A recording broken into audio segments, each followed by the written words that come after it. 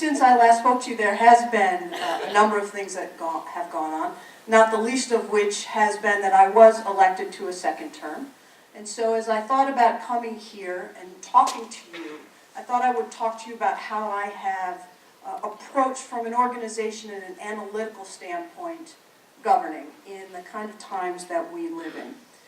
To be an executive in government in today's world means that you constantly have to juggle three types of challenges.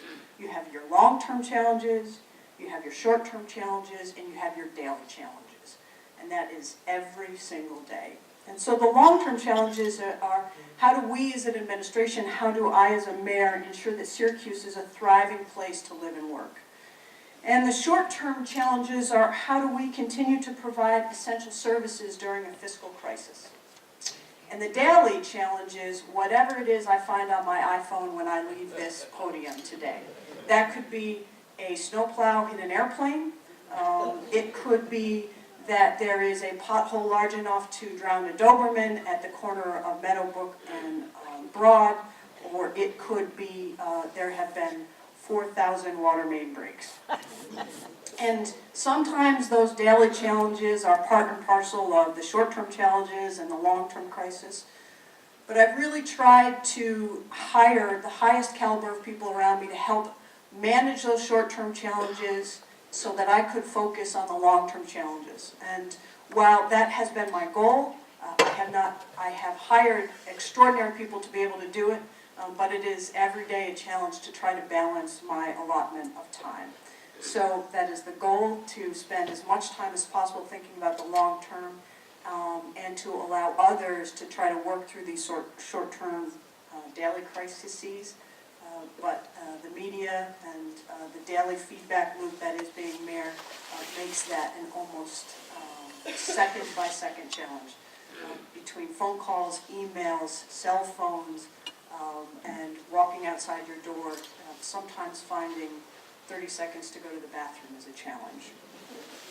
But how do you do that? How do you try to figure out to juggle and move the city forward when you have all of these time-pressured issues that come before you? I think the first is, and what I've tried to do is say, well, we have to set our own agenda. We have to craft our own vision of the future. And then once you have that vision of what you think the future should be, you have to adopt a strategic plan for change that aligns with that vision. And finally, recognizing in the everyday reality that we live in, that you're going to have to do more with less. And so what is our vision for the city of Syracuse? Our vision for the city of Syracuse is that Syracuse is the center of economic, social, and cultural activity for the entire central New York region. That often stretches in some people's minds from Canada to Pennsylvania, right down the center of the state. Syracuse residents are a diverse group of people with varied backgrounds, incomes, and educational attainment. And Syracuse's institutions, including City Hall, must provide the support and resources to enable residents to both live in unique, thriving neighborhoods and to compete in a global economy. And that is the vision that I have, I think, and I hope that many of you would have for the city of Syracuse. How do we move forward to get to that? Well, we have to put in a plan for change to achieve that. When I say that, I want to bring you back and remind you how far we have already come. When I took office in 2010, we were on schedule to have our fund balance drop to the level where we would have a financial control board within 3 years. We have not only not done that, but we have now have surpluses instead of deficits. While we continue to have structural financial challenges, we have been able to move forward because we have changed the way that we have done business, and we have made very tough choices in the face of political obstacles and loud voices, and have said as clearly as we can, in order to move forward, we're going to have to change the nature of how we do business, and we are going to say that the status quo is no longer an option. So we have told the truth. We have made tough choices and hard decisions. I know many of you will remember some of them. I remember every single one of them. And we have constantly evaluated the policies and the practices of the past and have endeavored to change those where we can. We have focused on achieving smart growth and tailoring a strategy to build on our strength. And our strengths are numerous, thankfully. We focused on rebuilding the central core and by having a burgeoning and repurposed downtown, which is a remarkable change in 4 years from when I came into office. This will continue to be a focus of my administration, and that's why Route 81 is such an important community dialogue for where we are going, because Route 81 impacts so many things, but in particular directly impacts whether or not we are going to build on the strength of our downtown and move forward. We have focused on sustaining our neighborhoods through investments. Specifically, when I campaigned for mayor in 2009, every neighborhood I went to, every single person, no matter how wealthy or not, said to me, I am so worried about that vacant house on the corner. I'm so worried about this house next to me where the widow died and the family doesn't want to get rid of it and there's nothing that they can do and they're allowing it to fall into disrepair. And every time I call the city, they say there's nothing that can be done. And so when I came into office, I gathered the best people around me and said, we got to find a solution to this problem. Naively thinking that it would be one solution. And what I recognized after talking through all of the permutations of this problem, that unfortunately it was going to have to be a systemic-wide change. And I say unfortunately because when you start talking about systems and changing systems, it takes a long time and focused energy, often not really amenable to the political process. Nevertheless, we did that, and the person who introduced me was largely responsible for staying laser-like focused on achieving a land bank. And so we just a number of months ago received the largest award from Attorney General Schneiderman for our land bank. It is doing great guns. It still needs to do more. But instead of now saying to people there's nothing that we can do about that underutilized or dilapidated property on the corner, we now have a solution for it, and a solution that makes sense throughout the entire system. Part of sustaining neighborhoods is also rethinking transportation and recognizing that people live in cities largely because they want to know their neighbors and they want to be able to walk and to bike and to have access to different places. And as we think about transportation, if we focus solely on cars, we are doing a disservice to our neighborhoods and our urban environments. And so we have actively moved forward with bike lanes, actively looked at calming traffic, actively looked at doing different things to think about transportation as a way to bring people together and neighborhoods together, as opposed to taking cars from one place to the other as quickly as possible. We have also supported neighborhood commercial centers. And in my State of the City this year, I announced that we are going to have our own Syracuse Main Street program where we're going to have small face amounts, grants and loans available to neighborhood businesses so that they can come in and talk to us and we can work with them about new facades, new sidewalks. All of those things that we hear over and over again would help make it more curb appealing, more friendly, and yet in a small business when margins are so tight, particularly in Syracuse, they often don't have that money to put in there. So we're working with them as well. We're also on the other side working to make sure that all businesses are responsible in our neighborhoods. There's been a lot of attention paid to the crackdown that I instituted for some of our corner stores, all of our corner stores. And what we realized in going through that is that there were a number of owners who were flagrantly violating city laws, but also were manipulating city laws. And so we have changed the law that's currently in front of the council right now to update it, to make it so that we can really force people to be responsible and adhere to the standards, both from the city side and from the state health guidelines that we think is so important for a neighborhood business. As also part of this tailoring to build on our strengths, part of the assets that we have, that other cities have as well, but that we have in particular, is a burgeoning immigrant population. And they are a tremendous economic development asset. And so while we have had perhaps not as much funding as I think we should have from the federal government and the state government to help this resettlement. We have been actively thinking about how we can help those folks through what is a tremendously challenging period of time when they land on our shores and they come to the city of Syracuse. If we can work with them through that 1 to 3 year period, what we have found on the other end is that they are tremendous anchors of our neighborhoods, and they build small businesses and they help revitalize neighborhoods and communities. We also have an undeveloped waterfront, one of the few undeveloped waterfronts in the world. And we are working with that. We are working with the Inner Harbor, and you will see development there as well.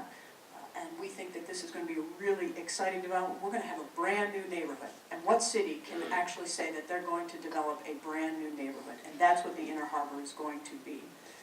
We have also looked for the economic growth that we have had to increase our whole community well-being, using workforce development to make sure that when we did the Joy Schools Construction Project 1, that we ensured that we had people from our neighborhoods and traditionally underutilized populations in those jobs. We are continuing to do that when we move forward with JSCB 2. We have changed our Industrial Development Authority regulations to incent developers to be more inclusive and to be more risk-taking when it comes to the workforces that they hire and train. And we have also, of course, are all in with Say Yes and the work that Say Yes in our school district is doing for that as well.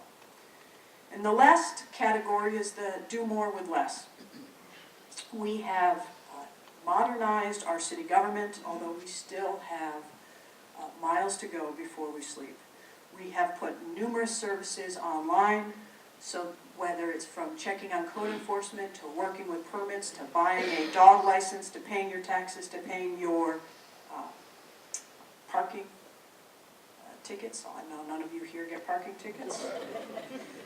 And our goal is to, while we have less money, our goal is to say, let's have technology do more of the work so that we can focus our people, our most important resources, on actually providing services. We are moving forward with a really exciting development that I just call it by its name, PeopleSoft. PeopleSoft is an information technology system. The county already has PeopleSoft. The school district already has PeopleSoft. New York State is going to be moving forward with PeopleSoft, and with an agreement between the county executive and I, with a vision that ideally, at some point in the near future, that every government in Onondaga County would have PeopleSoft as its technology platform so that we could all talk to each other. And ideally, that we could then minimize the kind of overhead administrative functions that people really don't care who provides. In order to do that, the city, as the largest municipality, is going to be the first up to do this. And so we have asked our council to come work with us to do this, to start the first phase of what will be a multi-phase and expensive process. We have gotten money from the state to help us do this, and when I go to the state legislative delegation and talk to them about the idea of this, everybody is very excited because it makes sense that we should be moving forward with this. We'll also be entering into an operational review committee that will look at all of the services that we provide as a city to say, are we providing this because we provided it once in 1951 and nobody's ever had the temerity to say no?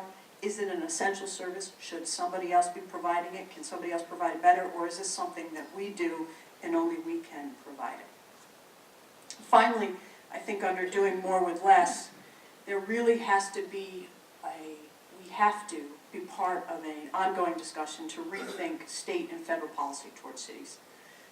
This discussion happens, and then it kind of goes quiet for 6 months, and then another city goes bankrupt, and and then everybody talks about it again. So whether it is Detroit or Puerto Rico or Harrisburg or Stockton, California, or San Bernardino, or the city of Chicago, which just was downgraded by Moody's this week, we as a country have to have a discussion, and as a state, about the importance of our cities and not allowing them to be neglected until there's a crisis.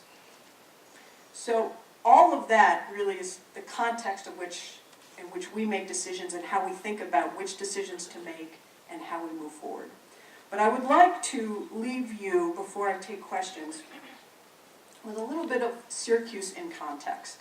Because I think sometimes our insularity is a very good thing because we are largely civil to each other, and we care deeply about our community, and we struggle to move forward. But our insularity, I think, also does a disservice to us because we lose sight of where we are in the context of the country. The largest economic growth going on in the United States, the greatest urban expansion, is going on in what's called middleweights, and that is metropolitan statistical areas between 150,000 and 10 million people. The metropolitan statistical area is not just the city, but it's what is seen as that area around it. Syracuse is a middleweight. Middleweight cities that have outperformed their peers have done studies on this, and they've found that there is no magic solution. They make the most out of their economic opportunities, and smaller cities that prioritize the unique strengths that they have done the best. And in these cities, there are certain cities called gazelles. And gazelles are cities that have strong university and research presence in growing industries. We, of course, are right in there with Syracuse University, SUNY Upstate, and SUNY ESF. We have large institutional powerhouses. Part of what we need to do is to make sure that we couple those resources and that we make smart and strategic decisions so that we can be those smaller gazelle cities that outperform our neighbors. We are poised to do this if we make the right kind of strategic decisions. The problem becomes that those strategic decisions often don't align with political decisions. That strategic decisions need to be made oftentimes in periods that outlast elections or are not contingent on every 2 years or every 4 years. And that is where your role is so important. Because if you mandate that your elected officials do this, it will happen. If you stay silent and allow them to not do this or not think strategically or not ask them about strategic thinking, it will not happen. I found the other day a story that I thought was very telling about us and our history. And it deals with Father Simon Lemoyne. When Father Lemoyne came to what was then not Syracuse, but right outside of Syracuse, there was a spring there, a number of springs. And the people who lived there, the first settlers of that area, they said to Father Lemoyne, "Don't drink that spring. The devil is in that spring. Stay away from that spring."